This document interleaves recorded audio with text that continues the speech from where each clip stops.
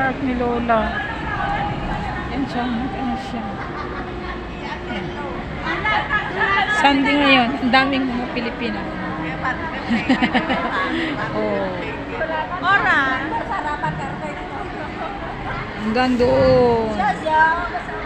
Ganito ang buhay ng mga OFW dito sa HQ. Pag holiday dito sila nagtatambay. Yan. Lamig pa naman. Lamig pa naman. Kaya ganyan. Dito sila nagtatambay.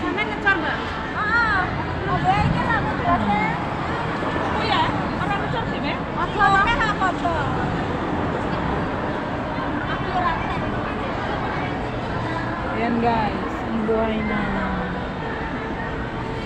buhay ng OFW dito sa HQ. Ganyan guys.